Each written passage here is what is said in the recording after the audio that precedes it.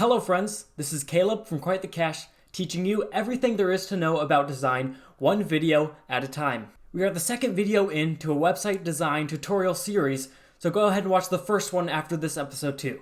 As for the direction of this course, it is completely up to you. Which part of web design would you like to know? Let me know down in the comments, and maybe your video will be the next one I do. And if you have any questions, or you would like to message me, my socials are in the description for you. Now last time we talked about the 5 ingredients of website composition. There were shapes, color, layering, typography, and contrast. And today, we're talking about contrast.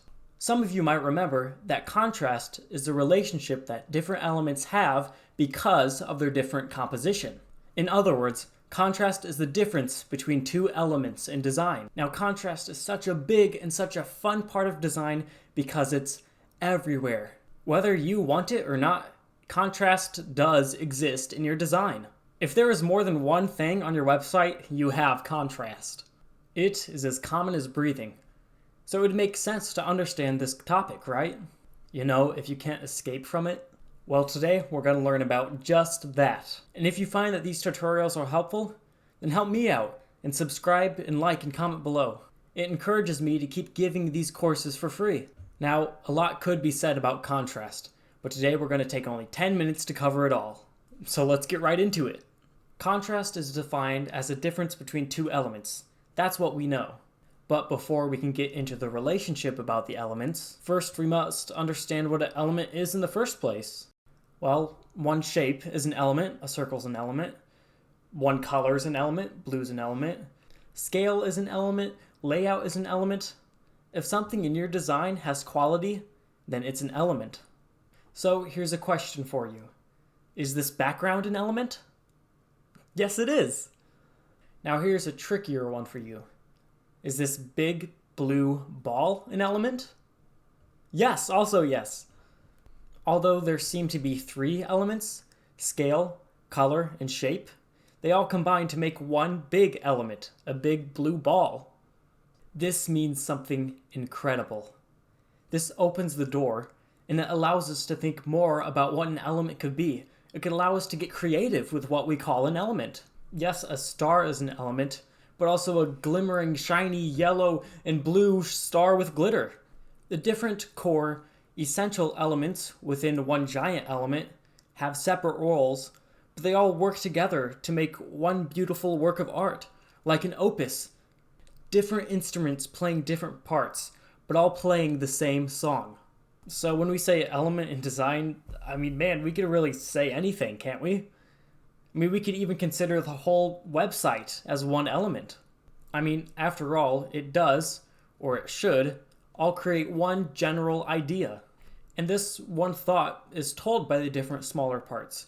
The hero page, the call to action, the header, the footer, the benefits, and on and on. And these sections are made up of even smaller sections, like framed portraits and impressive animations. And those are made up of even smaller ones, like color and layout and shapes and the ones we're familiar with. For now, let's just think of an element as one idea. After all, that's what the element should do. It should represent an idea. It should be the symbol for an idea. Okay, now that we know what an element is, let's talk about the different ways they can relate to each other. Art is all about context. No one listens to one note and goes, "Whoa!" Instead, the important parts of the song, the impressive ones, are composed of contrast. Think of a beat drop. There's the rise, and then there's the drop.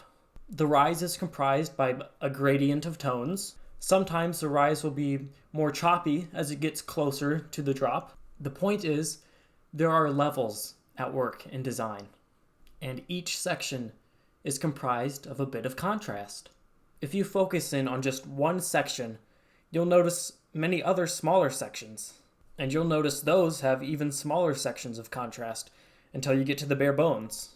And the exact same is true about design, about website design. And although the means of art are different, the result is the same. And the result is a story. Okay, we talked about contrast in a very broad sense, in a very general term. Now it's time to zoom in and focus very much on the particularities of website design. This is a website design tutorial after all. Now the different types of contrast are the different ingredients that we talked about in the first video. That is, when there's a difference in shape, there's contrast. When there's a difference in color, there's contrast. When there's a difference in layering, typography, even layout, there is contrast. And yes, even when there are differences in differences, there's contrast. Can't you see that the tools of design are wonderful because you can't separate them? They build on one another. Now let's take a closer look at contrast and let's do a deep dive on the psychology of it. So let's talk about shapes. In the last video, we talked about the difference between a circle and a star. Let's talk some more about that. We discovered that the circle tends to give a light and a wholesome impression on the viewer. This is because a circle has only one edge. It's a smooth shape. And it's interesting. Your eye can't stay on the edge of it for too long because there's not really a reference point. Instead of having a point to help the eye focused on one place some distance from the point, the one edge curves all the way around the circle, so it's kind of hard to remember where your reference point was. And this causes the eye to look away from the edge for rest.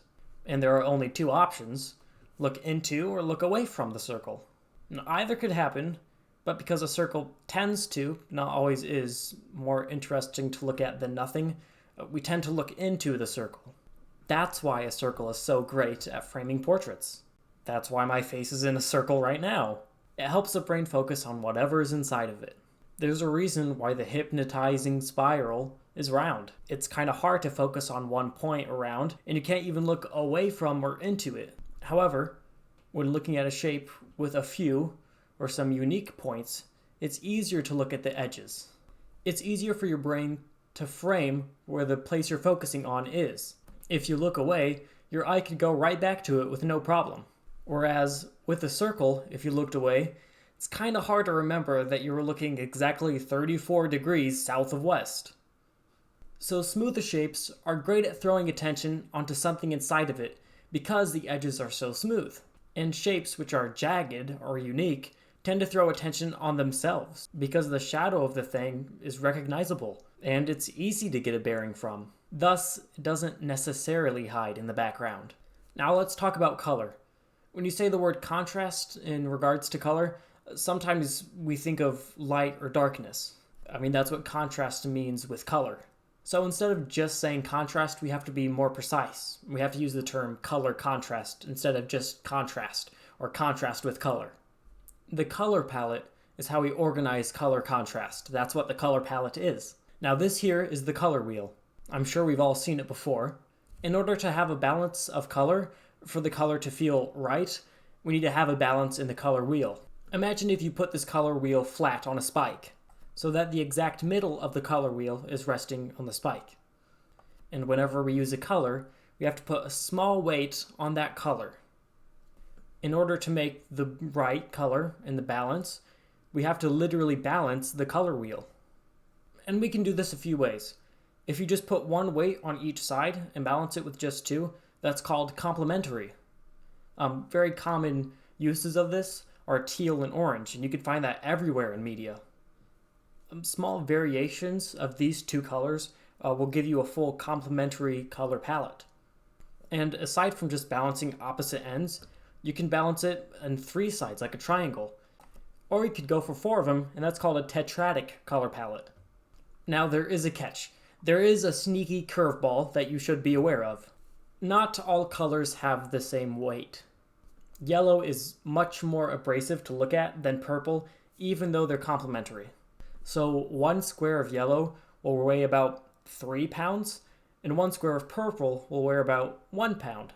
So in order to make the design feel right and feel like a balance, we have to have 3 times as much purple as a yellow to make sure the yellow doesn't grab all of the attention. That's called the contrast of extension. That's what it takes to have balance of colors, to feel like the right color. But sometimes we know in our storytelling aspects, we don't always want balance. We don't always want right. Sometimes we want tension. And if that's the case, then you want to tip the color palette in one direction or another. And you tip it as far as you want tension. And there are a whole different kinds of tension. And there are a whole different kinds of color. So if you want just one kind of color, like different shades of red, that's called monochromatic. And if you have similar colors, like a yellow and green, it still pushes the scale in one general direction, and that's called an analogous color palette. Alright, that was a lot of information about contrast. Today we learned that contrast is the relationship two different elements have because of their differing composition.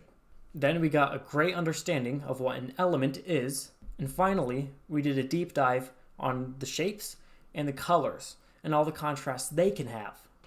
Let me know what you would like for the next video.